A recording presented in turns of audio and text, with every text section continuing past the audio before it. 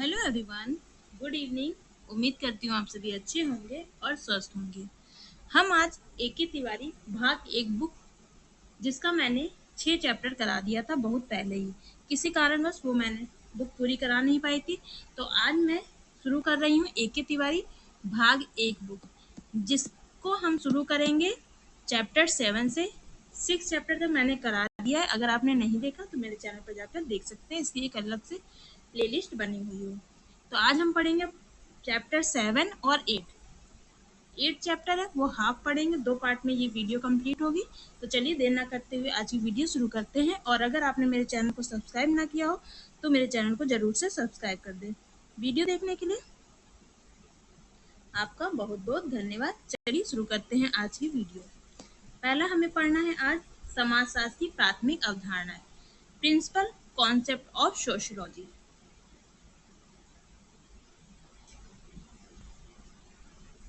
समाजशास्त्र को वैज्ञानिक स्वरूप प्रदान करने के लिए विभिन्न शब्दों को परिभाषित विवेचन करना आवश्यक हो जाता है।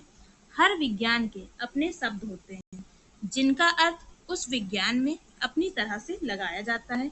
उदाहरण के लिए, जैसे वनस्पति शास्त्र, भौतिक शास्त्र इत्यादि की अपनी शब्दावलियां हैं, जिनके अनुसार संबंधित विज्ञान का अध्ययन किया जाता है।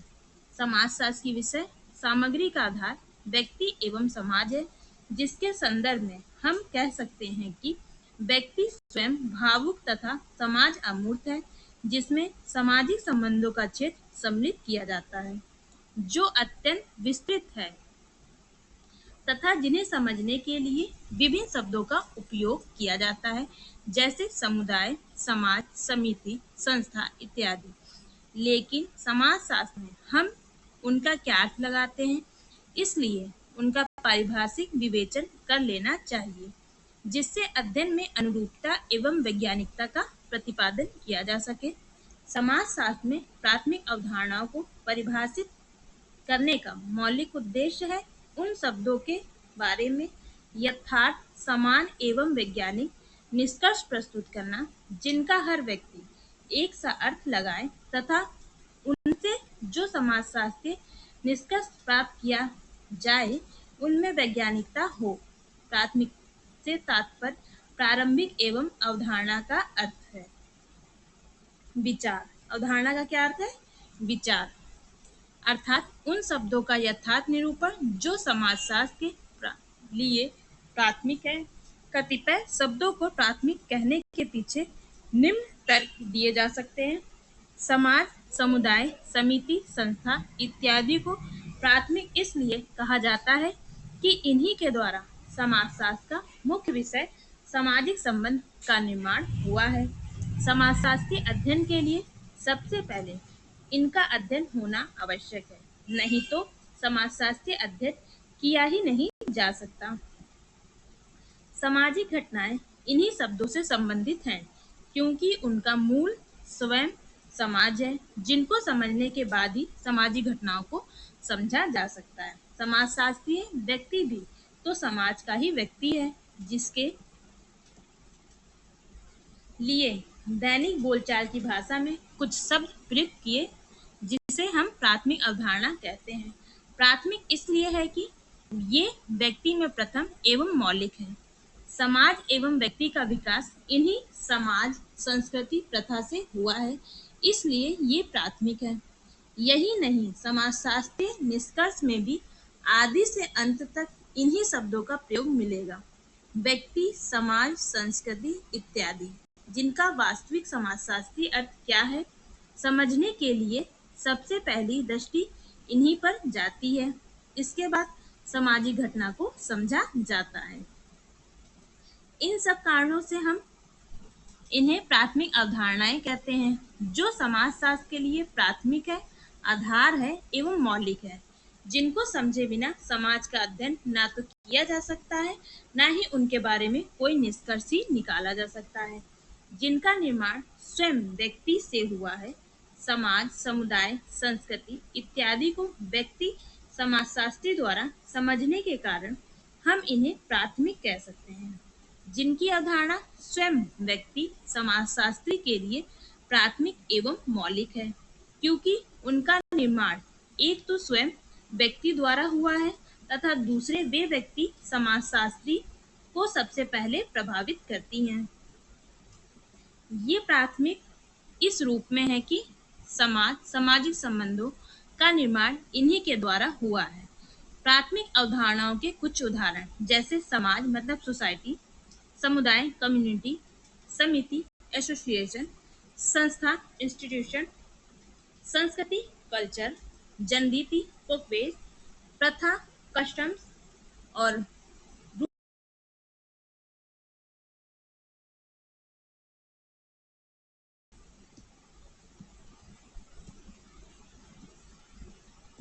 ये हमारा 7 चैप्टर खत्म हुआ। ये काफी छोटा था, एक ही पेज का था। अब हम पढ़ेंगे चैप्टर 8 जिसका नाम है सोसाइटी। आइए जाने सोसाइटी क्या होती है। समाजशास्त्र की प्राथमिक अवधारणाओं में प्रथम एवं मौलिक है। सामान्य बोलचाल में समाज शब्द का प्रयोग मनुष्यों के समूह ग्रुप्स ऑफ मैन और कलेक्शन ऑफ इंडिविजुअल के लिए किया जाता है, जबकि समाजशास्त्र में समाज शब्द का प्रयोग सामाजिक संबंध के लिए किया जाता है, जिनका निर्माण व्यक्तियों द्वारा किया जाता है। सामाजिक प्रभाव से निर्मित सामाजिक संबंधों का अध्ययन समाजशास्त्र करता है, जिसे हम समाज कह सकते हैं। अरस्तु ने बहुत पहले लिखा था, मनुष्य एक सामाजिक प्राणी है, इसलिए कि व्यक्ति एक दूसरे से सामाजिक संबंधों से जकड़ा हुआ है। समाजशास्त्र में समाज को प्रमुख तथा व्यक्ति को गौण माना जाता है। दुर्किम तो समाज को स्वतः जन्मा मतलब स्वी जनरेस कहते हैं। मेकाइवर व पेज समाज को सामाजिक संबंधों का जाल कहकर संबोधित करते हैं तथा इसे अमूर्त मानते हैं। सामाजिक संबंध सामाजिक अंतःक्रियाओं सोशल इंटरेक्शन का परिणाम है तथा सामाजिक अंतःक्रिया 3 स्तरों पर होती है।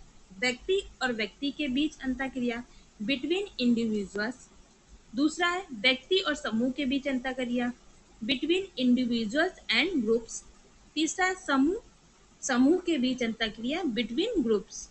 समाज की परिभाषा डिफिनेशन ऑफ सोसाइटी। विभिन्न समाजशास्त्रियों ने समाज की परिभाषा को विभिन्न ढंग से प्रस्तुत किया, जो निम्न है।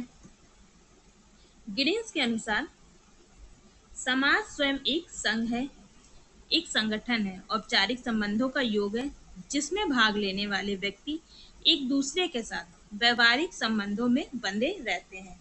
गिडिन्स ने व्यक्ति की आवश्यकता तथा उन आवश्यकता की पूर्ति से निर्मित व्यवहारिक संबंधों की व्याख्या को समाज कहा है। परस्पर एक दूसरे से संबंधित होते हैं कौन? व्यक्ति। इस प्रकार एक दूसरे के साथ क्रियाकलापों में हिस्सा बटाते हैं। हॉब्स के शब्दों में अपने उच्छृंखलित व्यवहारों से बचने के लिए मनुष्य द्वारा निर्मित समाधान ही समाज है। हॉब्स ने जो राज्य या समाज का सामाजिक समझौते का सिद्धांत प्रस्तुत किया, उसके अनुसार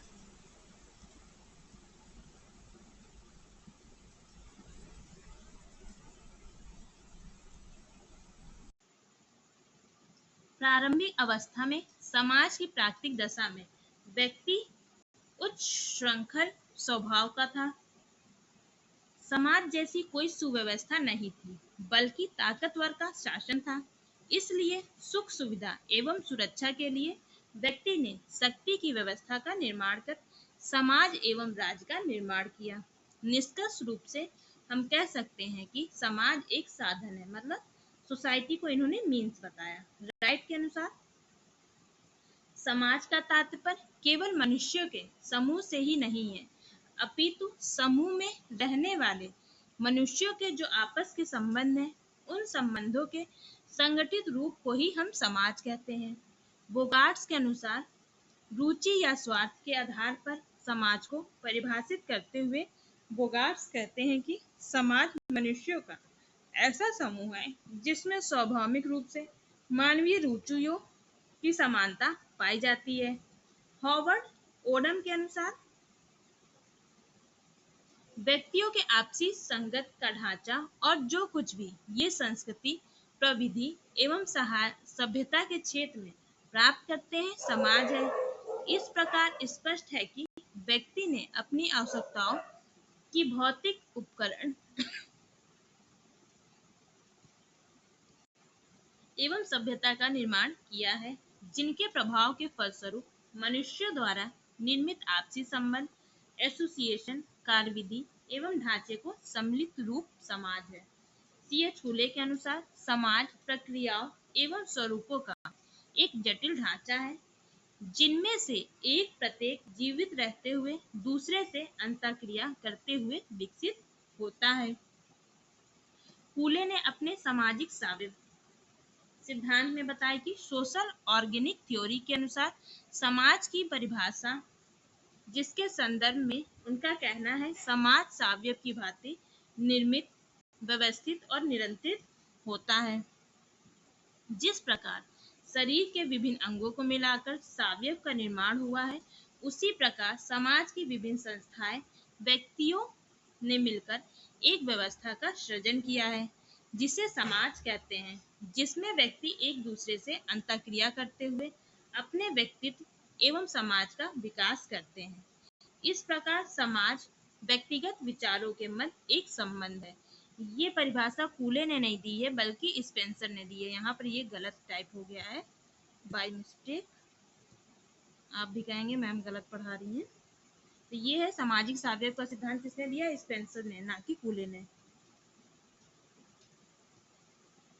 टॉलकट पार्सन साधन एवं साध्य मीन एंड एंड्स के आधार पर समाज को परिभाषित करते हुए लिखते हैं कि समाज को मानवीय संबंधों की संपूर्णता के रूप में परिभाषित किया जा सकता है, जो साधन साध्य संबंधों के रूप में क्रिया करने से उत्पन्न हुए हों, चाहे वे यथार्थ हो या प्रतीकात्मक। इस प्रकार पार्सर ने सामाजिक क्रिया के अनुसार समाज को समझाने का प्रयास किया।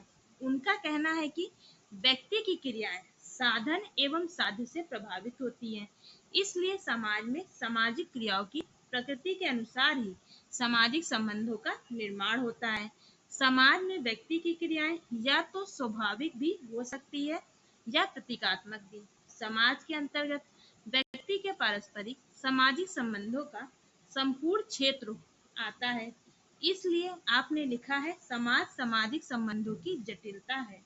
Society is the complex of social relationship. ये किसने कहा है?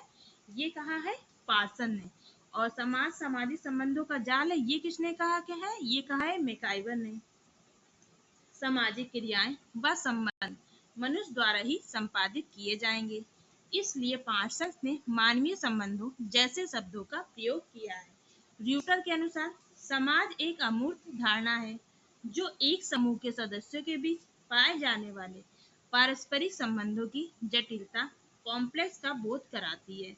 मेरियन जे लेवी ने समाज को परिभाषित करते हुए लिखा कि समाज क्रियाओं की वह व्यवस्था है, जिसमें व्यक्तियों की बहुलता प्लुरैलिटी के आधार पर प्लुरैलिटी मतलब बहुलता के आधार पर अंतःक्रिया संपन्न होती है और उनका चयन प्रजनन की प्रक्रिया के माध्यम से होता है।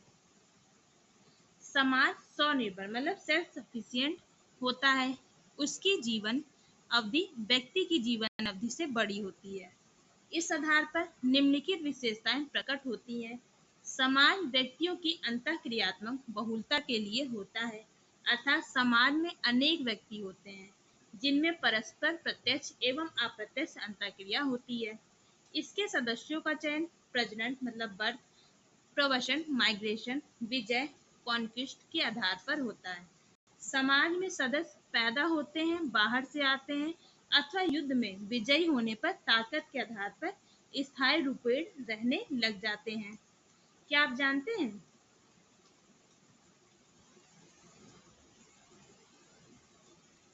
लेवी ने समाज और सामाजिक व्यवस्था में भेद किया है। सामाजिक क्रियाओं की वह व्यवस्था जिसमें व्यक्ति अंतःक्रिया करते हैं सामाजिक व्यवस्था कहलाएगी। समाज में आत्मनिर्भरता पाई जाती है, जबकि सामाजिक व्यवस्था में नहीं। सामाजिक व्यवस्था में सामाजिक संरचना व प्रकार के तत्व आवश्यक होते हैं। सामाजिक व्यवस्था संरचना के स्थायित्व, प्रतिमानात्मक एवं पुनरावृत्तियों के तत्वों के साथ साथ प्रक्रिया एवं परिवर्तन के तत्वों को जोड़ती है। इस प्रकार व्यवस्था का गत्यात्मकता महत्वपूर्ण गुण है। मतलब व्यवस्था में क्या होता है, गत्यात्मकता होती है, मतलब डायनामिक होती है व्यवस्था, मतलब सिस्टम। परिवार, समुदाय, द्वीप सामाजिक व्यवस्था के उदाहरण है। ये किसने बताए, ये बताए हैं लेवी ने। यह एक आत्मनिर्भर अस्तित्व है। समाज अपनी आधारभूत व अन्य आवश्यकताएं स्वतः पूर्ण करने की क्षमता रखता है। परिवार समाज नहीं है, क्योंकि परिवार में सभी आवश्यकताओं की पूर्ति नहीं होती। ना ही कॉलेज तथा विश्वविद्यालय में ही जीवन की सभी आवश्यकताओं की पूर्ति होती है। ये दोनों संस्थाएं मनुष्य की आंशिक आवश्यकताओं की पूर्ति ही करती हैं। समाज का जीवन व्यक्ति के जीवन काल से अधिक दीर्घ होता है। व्यक्ति तो आते जाते रहते हैं, पर समाज में निरंतरता है। समाज की जीवन अवधि अनेक पीढ़ियों की है, एक पीढ़ी की नहीं।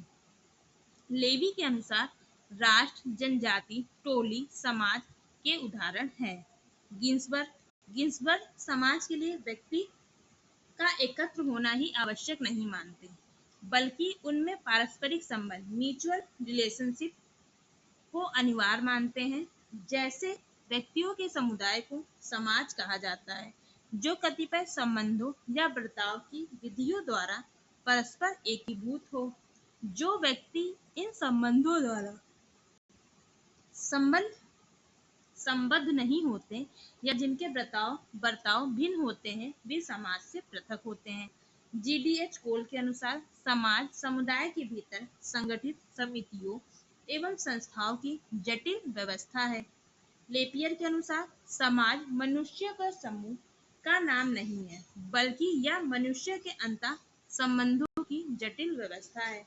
क्यूबर के अनुसार समाज ऐसे व्यक्तियों का समूह है जो काफी समय तक इकट्ठे रहने के कारण संगठित हो गए तथा जो स्वयं को अन्य मानवीय इकाइयों से भिन्न इकाई समझते हैं। मैकाइवर एवं पेट समाज रीतियों एवं कार्यप्रणालियों, यूजेसेस एंड प्रोसीजर्स, अधिसत्ता, सत्ता एवं पारस्परिक सहयोग की अनेक समूहों और विभागों की मानव व्यवहार के नियंत्रणों तथा स्वतंत्रताओं की एक व्यवस्था है। इस निरंतर परिवर्तनशील व जटिल व्यवस्था को हम समाज कहते हैं। यह सामाजिक संबंधों का एक जाल है जो सदैव परिवर्तित होता रहता है। इस प्रकार हम इस परिभाषा को गौर से देखें तो निष्कर्ष रूप में ज्ञात होता है समाज की समस्त विशेषताओं व अनिवार्य तत्वों एलिमेंट्स को इसमें सम्मिलित किया गया है। मैकाइवर एवं पेज के अनुसार सामाजिक संबंधों की व्यवस्था समाज है। यह निरंतर परिवर्तनशील है, जिसमें प्रथाएं, संस्थाएं, संस्कृति इत्यादि का सम्मिलित प्रभाव रहता है। निरंतर परिवर्तन के कारण सामाजिक संबंध ना टूटे, इसके लिए व्यक्ति के व्यवहार को नियंत्रित किया जाता है। स्वयं मैकाइवर ने लिखा है कि समाज शब्द में हर तरह का, हर अंश का वह संबंध आ जाता है जो मनुष्यों तथा किन्हीं भी अन्य सामाजिक प्राणियों द्वारा एक दूसरे के साथ संपादित किया जाता है। अर्थात समाज सामाजिक संबंधों की व्यवस्था ही समाज है। Society include inner kind and degree of relationship entered into men and other social creatures with one another. इसलिए हर प्रकार के संबंध को हम समाज मान सकते हैं, जिससे सामाजिक संबंध प्रभावित या निर्मित है। उदाहरण के लिए समाज विरोधी व्यवहार भी तो समाज को प्रभावित करते हैं। समाज विरोधी व्यक्ति भी समाज की एक इकाई है, अतः इसके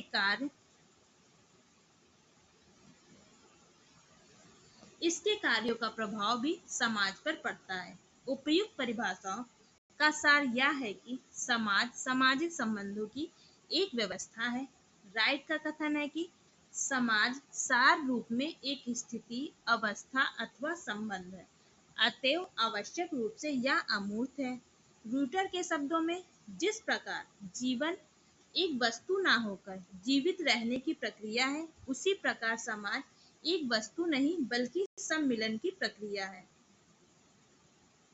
समाज की सामान्य विशेषताएं, जनरल कैरेक्टरिस्टिक्स ऑफ सोसाइटी। हम इन्हें सामान्य इसलिए कहते हैं कि इन विशेषताओं को भी सभी समाजशास्त्रियों ने स्वीकार किया है, जो समाज का निर्माण करती है, उसकी प्रकृति को स्पष्ट करती है।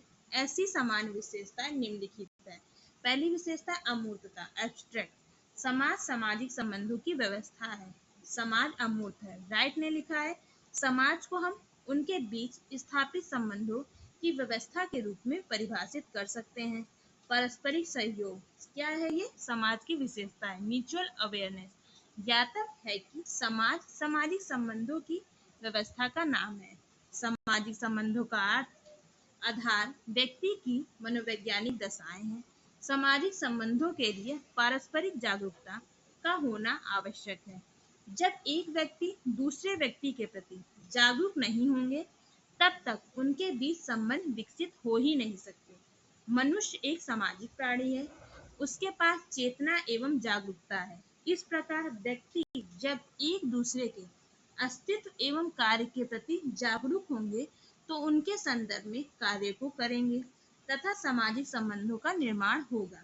मैकाइवर ने लिखा है कि भौतिक वस्तुओं के बीच चूंकि पारस्परिक जागरूकता चेतनता नहीं है, इसलिए वे एक दूसरे पर आधारित होते हुए भी कुछ नहीं है। उदाहरण के लिए मेज के ऊपर पुस्तकें पड़ी हुई हैं, जो चेतन नहीं है बल्कि भौतिक वस्तुएं हैं। लेकिन व्यक्ति के लिए ऐसी बात नहीं है। व्यक्ति जानता है कि कौन हमारे लिए क्या कर रहा है, अतः वह उसके प्रति जागरूक होकर उन्हीं के संदर्भ में कार्य व्यवहार करता है, जिससे सामाजिक संबंधों का निर्माण होता है।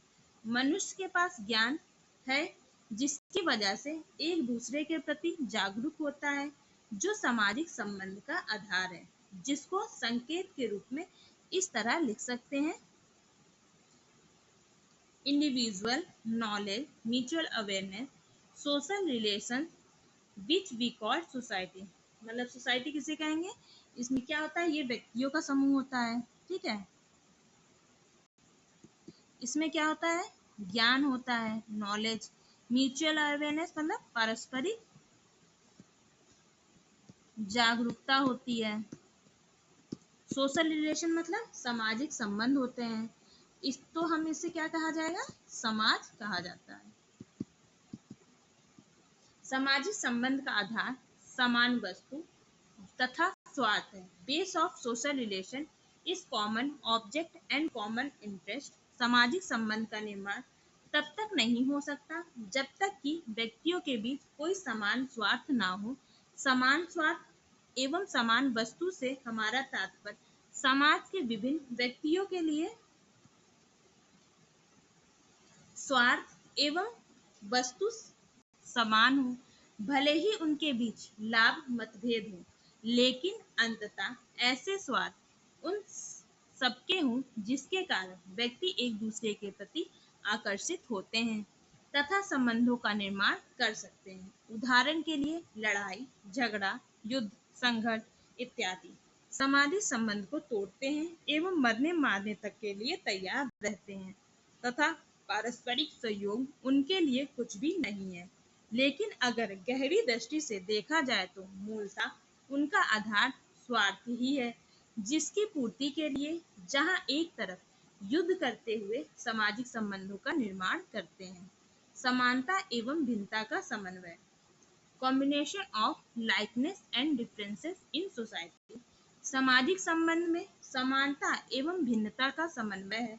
सामाजिक संबंध के लिए एक दूसरे का ज्ञान व उसके प्रति जागरूकता आवश्यक है, जिसका निर्माण तब तक नहीं हो सकता जब तक कि व्यक्तियों के बीच समानता व विभिन्नता ना हो।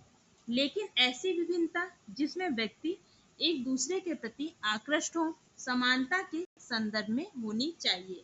जिस प्रकार दिन का संबंध रात से, अपूर्ण का संबंध पूर्ण से, अधिकाधिक का संबंध कम से, और उसी प्रकार समानता का संबंध विभिन्नता और विभिन्नता का संबंध समानता से है।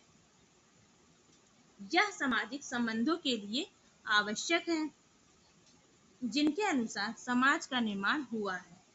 गिडिंस ने लिखा है, समाज का आधार सजातीयता, समानता की भावना, कॉन्शियसनेस ऑफ काइंड है। मिकाइवर एवं पेज के शब्दों में समानता एवं भिन्नता तार्किक दृष्टि से एक दूसरे के विरोधी है, लेकिन अंततः दोनों एक दूसरे से संबंधित हैं। दोनों एक दूसरे के पूरक हैं, जिनके द्वारा सामाजिक संबंधों का निर्माण हुआ है।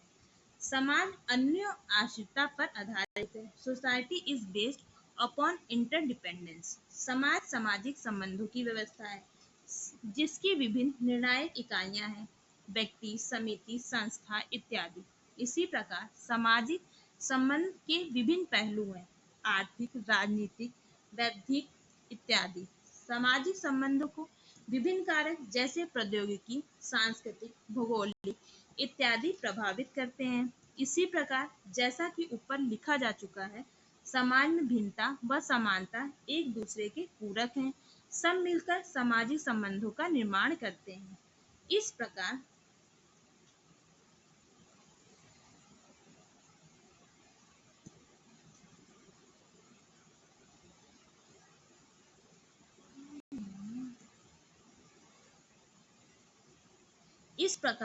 समाज की विभिन्न इकाइयां, कारक एवं पक्ष अंतः संबंधित है तथा एक के बिना दूसरे का कोई अस्तित्व नहीं है। समाज में संघर्ष, सहयोग दोनों है, लेकिन सहयोग प्रमुख है।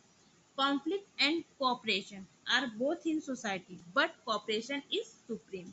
समाज में सहयोग तथा संघर्ष दोनों पाया जाता है, लेकिन व्यक्ति सहयोग में रहना पसंद करता है। जैसा कि मैकाइवर एवं पेज ने कहा है, समाज संघर्ष से कटा हुआ सहयोग है। Society is a cooperation crossed by conflict. Most important.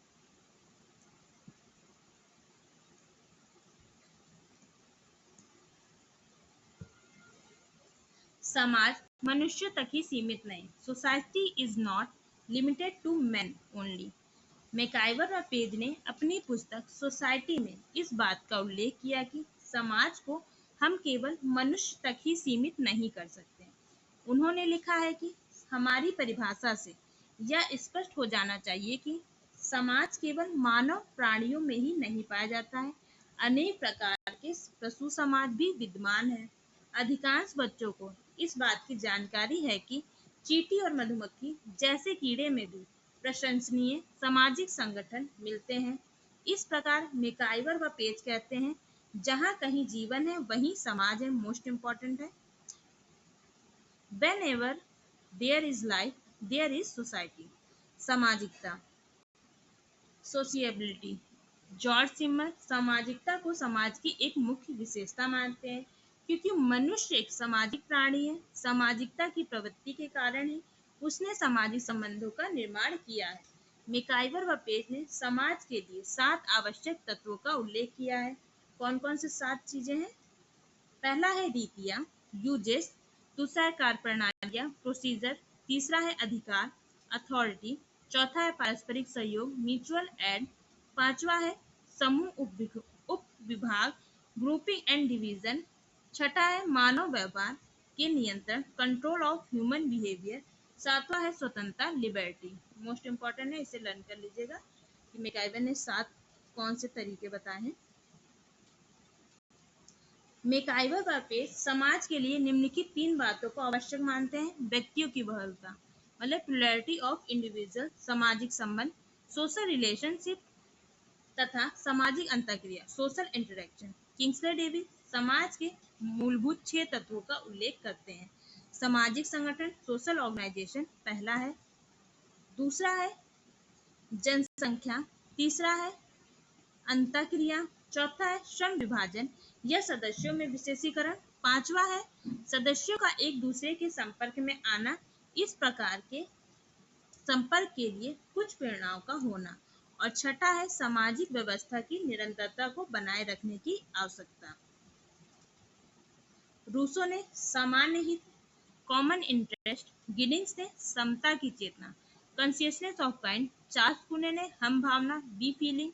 W.I. Thomas ने सामान्य प्रकृति, कॉमन प्रोपेंसिटी। दुर्किम ने सामूहिक चेतना, कलेक्टिव कॉन्शियसनेस, मार्क्स ने वर्ग चेतना, क्लास कॉन्शियसनेस, ग्रामसी ने द्वैत चेतना, ड्यूअल कॉन्शियसनेस और मार्क्स ने मिथ्या चेतना, फॉल्स कॉन्शियसनेस की बात कही है। मोस्ट इंपॉर्टेंट है, वन लाइनर क्वेश्चन में पूछ सकता है।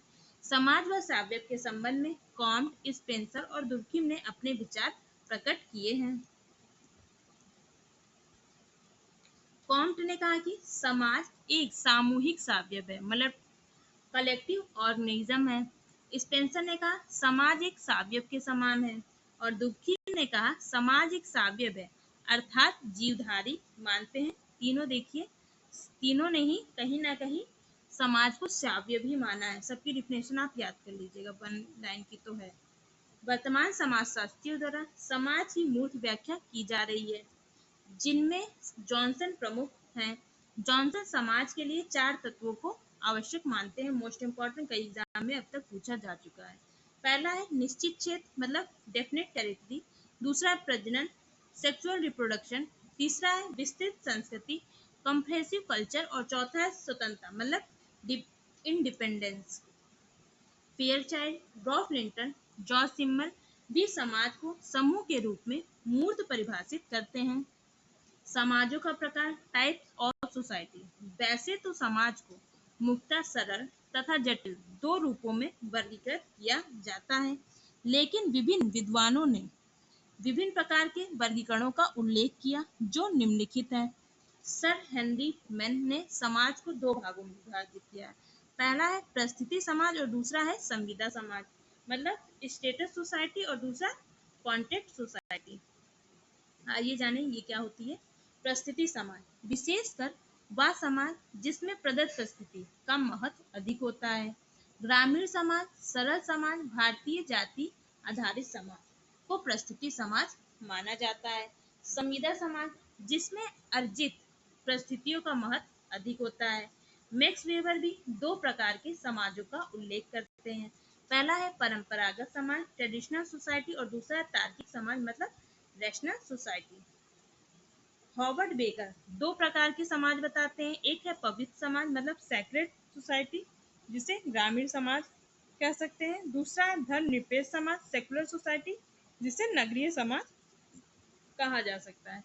लेवी स्ट्रास, परिवर्तन की दृष्टि से 2 प्रकार के समाज होते हैं। पहला है नर्म समाज, कोल्ड सोसाइटी, परिवर्तन विरोधी तथा जो इतिहास बनाने में विश्वास नहीं करते, जैसे जनजातीय समाज, ग्रामीण समाज इत्यादि।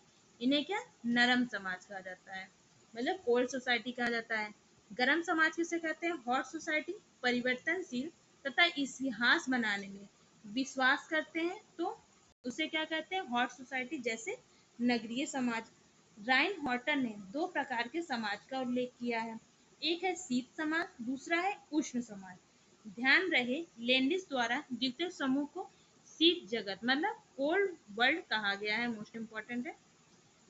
कॉल रेमंड पापर समाज को 2 वर्गों में विभाजित करते हैं। एक है बंद समाज, क्लोज सोसाइटी। इस प्रकार के समाज में व्यक्ति जीवन पर्यंत उसी समूह का सदस्य रहता है, जैसे भारतीय समाज और जाति समाज। दूसरा है खुला समाज, ओपन सोसाइटी। इस प्रकार के समाज में व्यक्ति किसी भी वर्ग में आ जा सकता है, जैसे अमेरिकी समाज, वर्ग आधारित समाज। कॉल रेमंड पॉपर, जिनकी जन्मभूमि है ऑस्ट्रिया, किंतु कर्मभूमि ब्रिटेन रहा है। इनका मानना है कि विज्ञान की अंतिम कसौटी मिथ्याकरण, रेफुटेशन है। वैज्ञानिक ज्ञान की कसौटी उसकी सत्यापनशीलता नहीं है, अपितु उसकी मिथ्यापनशीलता है। यदि हमारे सामने 2 प्रकल्पनाएं एक साथ उपस्थित हों, तो हमें उस प्रकल्पना को परीक्षण के लिए चुनना चाहिए जिसमें मिथ्यापन की संभावना अधिक हो, ताकि उसका उत्तरोत्तर संशोधन करते हुए हम सत्य के निकट तक पहुंच सकें। इनकी प्रमुख किताबें हैं the logic of scientific discovery, जिसे हिंदी में बोला जाता है वैज्ञानिक अन्वेषण के तत्व, मुक्त समाज और उसके दुश्मन, the open society and his enemies, ये किसकी है, पॉल पॉपर की है। ऐतिहासिकता की दरिद्रता, द पॉवर्टी ऑफ हिस्टोरिज्म 1957 में आई थी। क्लाउड एंड फ्लॉक्स 1966 में आई थी। ऑब्जेक्टिव नॉलेज एंड अनइंडेड क्वेस्ट 1974 में आई थी। द ओपन यूनिवर्स 1982 में आई थी।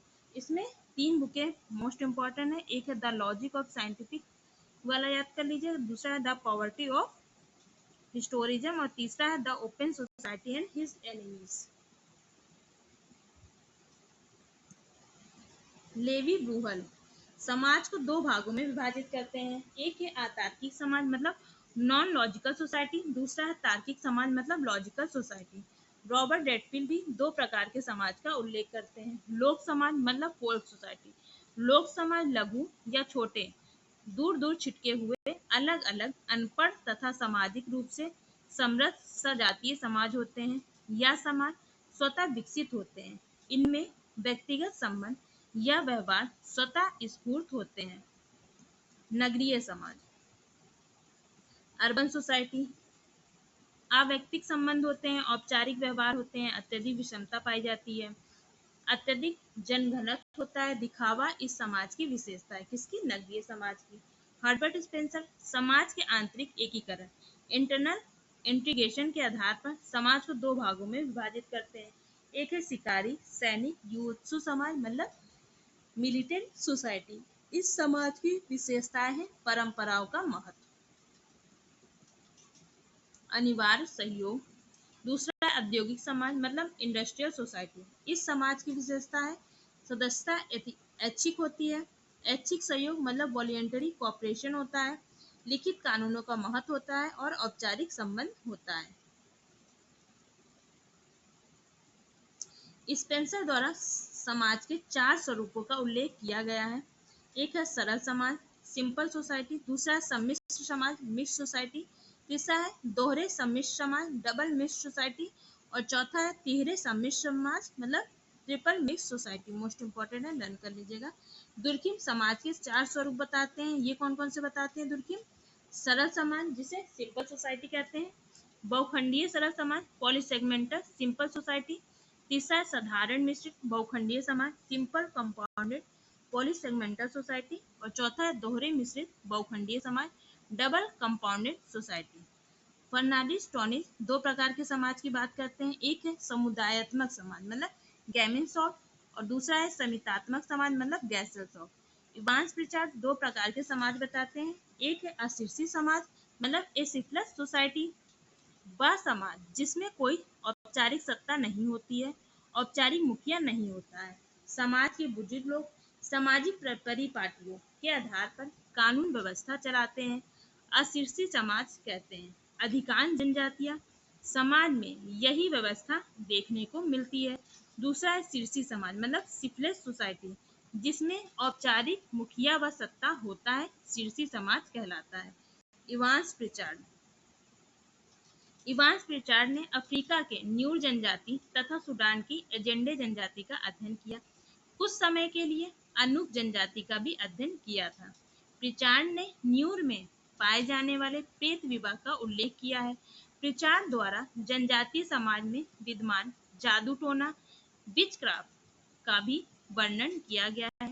प्रिचार्ड की प्रमुख पुस्तकें हैं witchcraft oracles magic among the जानले 1937 में आई थी, द न्यूर 1940 में आई थी, kinship and marriage among the near 1951 में आई थी, द अनजाने 1971 में आई थी, मेन एंड वुमेन एमंग अनजादे ये आई थी 1974 में।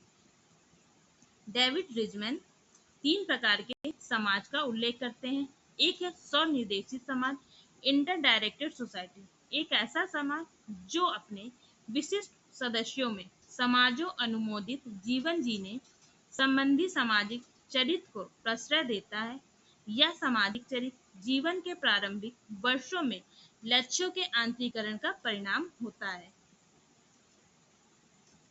पर निर्देशित समाज मतलब अदर डायरेक्टेड सोसाइटी, इस प्रकार के समाज के सदस्यों में दूसरे व्यक्तियों की आकांक्षाओं तथा अभिरुचियों के प्रति संवेदनशील होने की प्रवृत्ति होती है। ऐसे समाज में व्यक्ति दूसरों द्वारा संचालित होते हैं। औद्योगिक समाज नगरीय समाज को इसी श्रेणी में रखा जा सकता है। तीसरा बताया परंपरा निर्देशित समाज ट्रेडिशनल डायरेक्टेड सोसाइटी, ऐसे समाज में सदस्यों का व्यवहार परंपरा द्वारा संचालित होता है। सोबर्ग ने 2 भागों में समाज को बांटा है। एक है पूर्व औद्योगिक समाज मतलब प्री इंडस्ट्रियल सोसाइटी, दूसरा है औद्योगिक समाज इंडस्ट्रियल सोसाइटी। नेक्स्ट है सेंट साइमन ने 3 प्रकार के समाज का वर्णन किया है। एक है सैनिक समाज मिलिटेंट सोसाइटी, दूसरा है कानून समाज लीगल सोसाइटी और तीसरा है औद्योगिक समाज मतलब इंडस्ट्रियल सोसाइटी। ऑगस्ट कॉम भी 3 प्रकार के समाज का उल्लेख करते हैं। एक है आध्यात्मिक या धार्मिक समाज थियोलॉजिकल सोसाइटी, दूसरा है तात्विक समाज मेटाफिजिकल सोसाइटी, तीसरा है प्रत्यक्षवादी समाज पॉजिटिविस्टिक सोसाइटी। डेनियल लर्नर ने 2 प्रकार के समाज बताए। एक है परंपरागत समाज मतलब ट्रेडिशनल सोसाइटी और दूसरा है सहभागिता पर आधारित समाज। एली चिनाय ने भी समाज के 2 वर्गीकरण बताए हैं। एक है सामुदायिक समाज मतलब कम्युनल सोसाइटी और दूसरा है समितात्मक संगठित समाज एसोसिएशनल ऑर्गेनाइजेशन सोसाइटी। हॉबॉस ने 3 प्रकार के समाज की बात की है। एक है नातेदारी पर आधारित समाज, दूसरा है प्रभुसत्ता पर आधारित समाज और तीसरा है नागरिक समाज। चार्ल्स फूले ने 2 प्रकार के समाज की बात की है। एक है समजातीय समाज और दूसरा है विषम जातीय समाज। मेकाइवर और पेज ने भी 2 प्रकार के समाज बताते हैं। एक है सामुदायिक समाज और दूसरा है सामूहिक समाज। रॉबर्ट लोवी भी 2 प्रकार के समाज बताते हैं। एक है कम आधुनिक समाज और दूसरा है अधिक आधुनिक समाज। कार्ल मैनिंग 3 प्रकार के समाज का वर्णन करते हैं। एक है व्यवस्थित समाज, दूसरा है सामान्य समाज, तीसरा है ऐतिहासिक समाज। मॉर्गन 2 प्रकार के समाज बताते हैं। एक है सोसाइटिस, दूसरा है सिविटिस और एरिक फॉर्म भी 2 प्रकार के समाज बताते हैं। ये सारे याद कर लीजिएगा, ये सारे के सारे मोस्ट इम्पोर्टेंट है जो राइटर्स ने डिवाइड किया सोसाइटी को। स्वस्थ समाज और रूढ़ समाज। कॉल हॉजर 3 प्रकार के समाज बताते हैं। जन समूह समाज और बहुलवादी समाज और एक तंत्र समाज। रुथ बेंडिक समाज को 2 भागों में विभाजित करते हैं, देवधर्मी समाज और दानवधर्मी समाज। लेवेंस्की एवं लेवेंस्की 5 प्रकार के समाज का उल्लेख करते हैं, शिकारी व खाद्य संग्राहक समाज, बागवानी पर आधारित समाज, पशुपालक समाज, कृषक समाज और औद्योगिक समाज। ये कौन बताते हैं? लेवेंस्की और लेवेंस्की। हैविलैंड मुख्यतः 2 प्रकार के समाज बताते हैं। एक है सरल समाज सिंपल सोसाइटी। यह समाज मुख्यतः 4 स्तरों में बटा हुआ है, शिकारी एवं एकत्रीकरण, पशुचारी और अस्थायी कृषि, स्थायी कृषि। जटिल समाज कॉम्प्लेक्स सोसाइटी, यह मुख्यतः 2 स्तरों में बटा है, आधुनिक समाज होता है, एक है उत्तर आधुनिक समाज। एंथनी गिडिस ने आर्थिक स्तर के आधार पर समाज को 7 भागों में विभाजित किया है। कौन कौन से 7 भाग है? शिकारी एवं एकत्रीकरण समाज हंटिंग एंड गैदरिंग सोसाइटीज, कृषक समाज एग्रीगेशन सोसाइटी, पशुचारी समाज पेस्ट्रोल सोसाइटी और परंपरागत राज्य या सभ्यता ट्रेडिशनल स्टेट और सिविलाइजेशन पहली दुनिया का समाज फर्स्ट वर्ल्ड सोसाइटीज। महत्वपूर्ण समाजों के बारे में जो बताया है वो देख लेते हैं विभिन्न राइटर्स ने। कार्ल मार्क्स ने नागरिक समाज की बात की है, सिविल सोसाइटी, और ग्रामसी भी इसकी बात करते हैं सिविल सोसाइटी की। तो ग्रामसी या मार्क्स जो भी होगा उसमें से नागरिक समाज की बात करते हैं। ऑप्शन में जो होगा उससे आप टिक कर सकते हैं, ग्रामसी होंगे तो ग्रामसी, कार्ल मार्क्स होंगे तो कार्ल मार्क्स। एंटोजियोनियो ने क्रियाशील समाज एक्टिव सोसाइटी की बात करते हैं। जेके गैलब्रेथ समृद्ध समाज एफ्लुएंट सोसाइटी। गैलब्रेथ 2 विशेषताएं बताते हैं, संपत्ति का निजीकरण और गंदगी का सार्वजनिकरण। कौन बताते हैं? गैलब्रेथ। अल्थुजर क्रेडेंशियल सोसाइटी की बात करते हैं। सेंट साइमन इंडस्ट्रियल सोसाइटी की बात करते हैं। पीटर एफ डकर एम्प्लॉय सोसाइटी की बात करते हैं। किंग्सले डेविस ह्यूमन सोसाइटी और इंसेक्ट सोसाइटी मतलब पशु पक्षी के समाज की बात करते हैं। तीसरी दुनिया का समाज सेकंड वर्ल्ड सोसाइटीज और तीसरी दुनिया का समाज थर्ड वर्ल्ड सोसाइटी। इसकी बात कौन करता है? ये करते हैं गिडिंग्स।